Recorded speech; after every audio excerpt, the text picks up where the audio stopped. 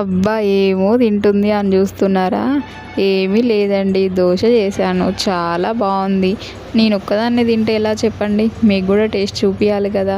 అందుకే ఆ ప్రాసెస్ చెప్దామని ఈ వీడియో అయితే తీసేసాను.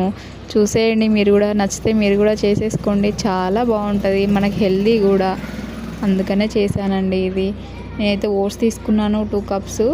ఆ ఓట్స్లో కొంచెం మెంతులు అయితే వేసుకొని నానబెట్టుకున్నాను. ఒక 15 మినిట్స్ అట్లా కొంచెం నానిపోయాక, మంచిగా నానాక అప్పుడు మిక్సీ గిన్నె తీసుకొని మిక్స్ చేసేసుకోవాలి. అచ్చం మన దోశ పిండిలాగే మిక్స్ చేసుకోవాలండి. అలా అయితేనే బాగుంటుంది దోశ. కొంచెం గరుకుగా కొంచెం స్మూతీగా అట్లా ఉండాలి.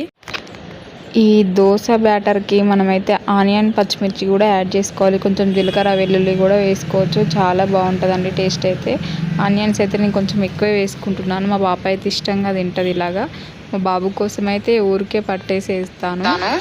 నా కొడుకు బుడ్డిగాడు ఏది అంత తొందరగా నచ్చదు. వాడికి నచ్చినా దాన్ని ఇటు ట్రై చేసి అటు ట్రై చేసి వాసన చూసి అప్పుడు ఏదో కొంచెం లైట్గా తింటాడు అంతే. మా పాప అయితే అన్నీ బాగా తింటుందండి. దోశ ఎలా చేసినా సరే గిన్నెలు అయితే బాగానే ఉంటాయి కదా దోశకి, ఇడ్లీకి. చూడండి, క్యారెట్ అయితే తురిమి పక్కన పెట్టుకున్నాను. అలాగే ఆనియన్స్ కూడా కట్ చేసి పెట్టుకున్నాను. దోశలో వేస్తే బాగుంటుంది కదా అని చెప్పేసి నేను గీ దోశ వేద్దామని చెప్పేసి గీ కూడా పక్కన పెట్టుకున్నానండి. చూడండి, ప్యాన్ వేడైంది. ప్యాన్ అయితే వేడైపోయిందండి. కొంచెం వాటర్ జీలకరించుకొని అప్పుడు దోశ బ్యాటర్ వేసేసుకొని తీయాలి. ఈ ఓట్స్ దోశ ఏంటంటే కొంచెం అతుక్కపోయినట్టు ఉంటుంది, మెత్తగా. అలాగని బాగుండదని కాదు, చాలా బాగుంటుంది.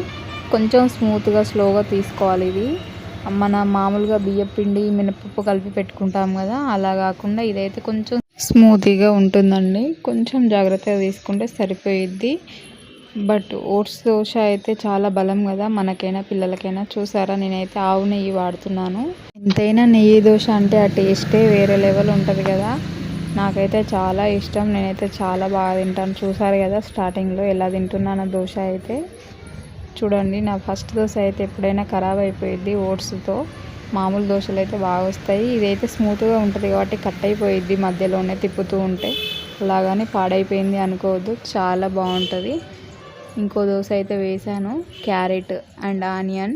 ఇదైతే మా పాప కోసం. మా పాప అయితే గీ వద్దు అని చెప్పింది, అందుకే ఆయిల్ వేసేసాను. దోశలు 2 అవ్వగానే మా పిల్లలకైతే వేడివేడిగా వేసేసి ఇచ్చేస్తాను. మళ్ళీ చల్లగా అయితే తినబుద్ధి కాదు కదా, అందుకని వేడిగా ఉన్నప్పుడే తినాలని చెప్పేసి వేసేస్తాను. అలాగే వాళ్ళకి అయిపోగానే నేను కూడా వేసేసుకొని తింటున్నాను. చూడండి, మా పాప నన్ను చూపెట్టు వీడియోలో అంటుంది, అందుకే అటు సైడ్ చూపెట్టాను. ఆ వీడియో నచ్చితే కనుక లైక్ చేయండి, షేర్ చేయండి, కామెంట్ చేయండి, సబ్స్క్రైబ్ చేసుకోండి ఫ్రెండ్స్. బాయ్.